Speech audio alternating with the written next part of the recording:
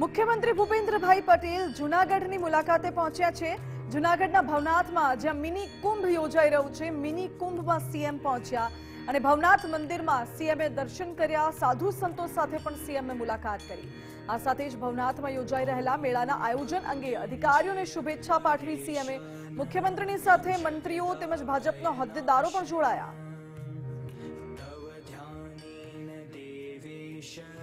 महत्वपूर्ण दृश्यों सामे आवी रह्या छे। भवनाथथी सीधा दृश्यो आपने बतावी रह्या छे कि सीएम भवनाथ पहोंच्या हता अने भवनाथ महादेवनुं जे मंदिर छे त्यां मंदिरमां सीएमए दर्शन कर्या। अधिकारीओ पासेथी सीएम माहिती मेळवता होय मेळानुं जे आयोजन थई रह्युं छे मेळाना आयोजन संदर्भे सीएमए माहिती मेळवी। मंदिर प्रशासन साथे पण तेमणे माहिती मेळवी। सीएमनी साथे भाजपना होद्देदारो पण जोवा मळी रह्या छे। કેટલાક મંત્રીઓ પણ સીએમ સાથે ઉપસ્થિત છે અને આ દ્રશ્યો ભવનાથ મહાદેવ મંદિરમાં સીએમ બિલ્વ પૂજા કરતા હોય તેના દ્રશ્યો। વધુ જાણકારી સાથે સંવાદદાતા અતુલ વ્યાસ જોડાઈ ગયા છે।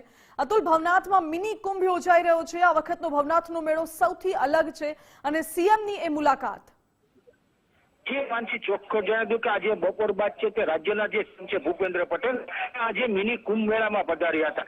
આની પહેલા પણ ડેપ્યુટી સીએમ છે તે હરભાઈ સંઘવી અને જે પ્રદેશ પ્રમુખ છે તે જગદીશભાઈ વિશ્વકર્મા પણ અહીંયા આવી અને ભવનાથ મંદિર દર્શન કરીને ધન્યતા અનુભવી।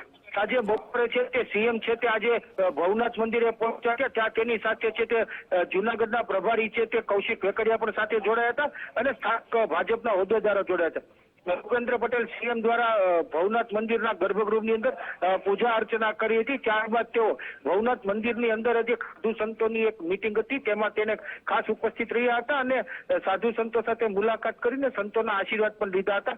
હાલ આ મેળો છે તે મિની કુંભ તરીકે ત્યારે જાહેર કર્યો ત્યારે આ વખતની જે રેકોર્ડ બ્રેક છે પબ્લિક છે તો છે તે હાલ જોવા મળી રહ્યા છે અને ખૂબ મોટી સંખ્યામાં છે માનવ મેળામાં ભક્તોની ભીડ ઉમટી છે। હાલ જે સીએમ છે તે અહીંથી રવાના થઈ અને સોમનાથ તરફ જવાના છે તેવું પ્રાથમિક હાલ માહિતી છે। સીએમ ભૂપેન્દ્ર પટેલે અહીં ભવનાથ મંદિરના દર્શન અને ધન્યતા અનુભવી હતી। જી માનસી। જી અતુલ, આભાર આપનો।